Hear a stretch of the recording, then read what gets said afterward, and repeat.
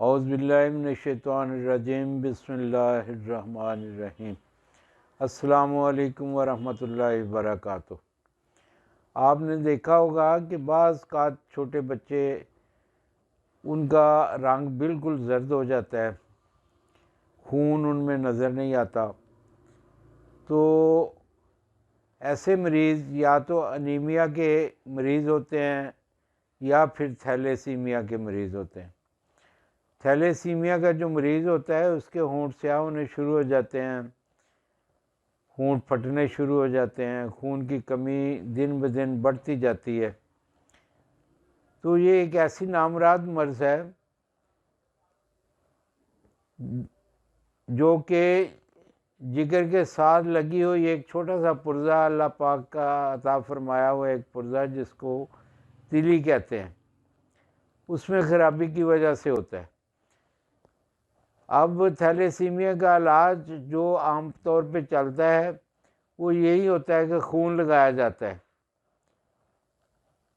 मुख्तलिफ़ वक्फ़ों से, जैसे जैसे कोई मरीज़ होता है उसके मुताबिक उसको खून लगाया जाता है। 1-2 महीनों में या 2-4 महीनों में, पहले 2-4 महीनों में, फिर महीने में, फिर और भी दिन कम होते जाते हैं, वो खून सारा ख़त्म हो जाता है जिस्म में। जिस्म खून से पहले की तरह फिर खाली हो जाता है, बच्चा फिर लागर हो जाता है। तो ये उसका इलाज नहीं है, ये कंट्रोल है कि खून कम हो रहा है, खून लगाया जाए। उसका इलाज जो है वो तब है जब वो आपकी तिली काम करना शुरू कर दे। इसको पंजाबी में ताप तिली भी कहते हैं।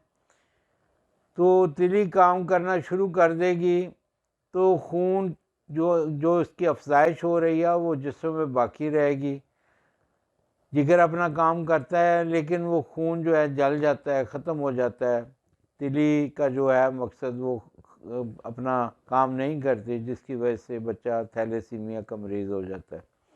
आज मैं कोशिश करूँगा इंशाअल्लाह ताला थैलेसीमिया का एक मुजर्रब नुस्खा आपकी खिदमत में पेश करूँ, ताकि वो बच्चे या वो बड़े जो खुदा न खास्ता इस मर्ज़ में मुब्तला हैं, वो इसके इस्तेमाल से इंशाअल्लाह मुश्किल ठीक हो जाएंगे।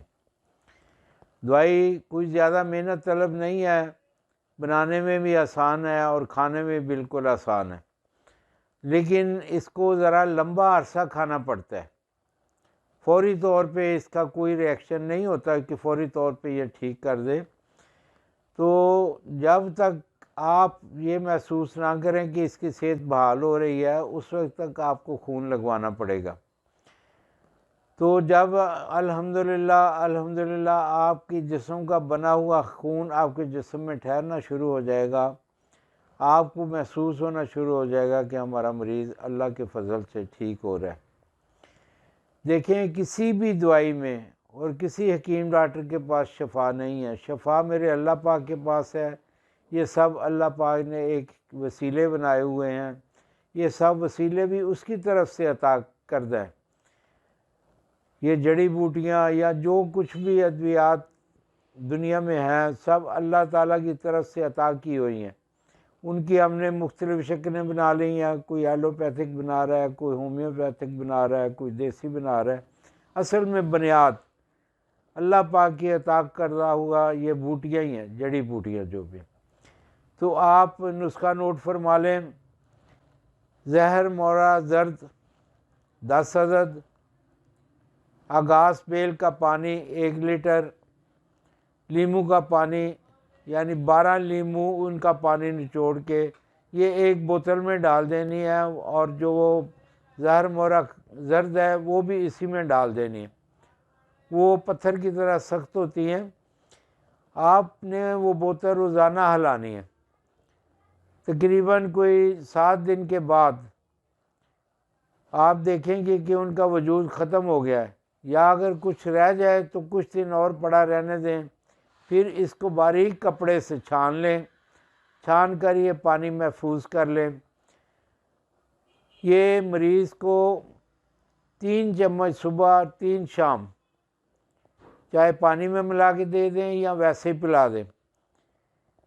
और अगर ये छोटी उम्र के बच्चों को मैंने बताया, जो बिल्कुल छोटे हैं 5 साल से छोटे हैं, उनको 1 चम्मच सुबह 1 शाम पिलाएं। 5 साल से ज़्यादा जो हो जाए उनको 3 चम्मच सुबह शाम, और जो 8-9 साल से बड़े हो जाएं उनको 5-5 चम्मच सुबह शाम पिलाएं।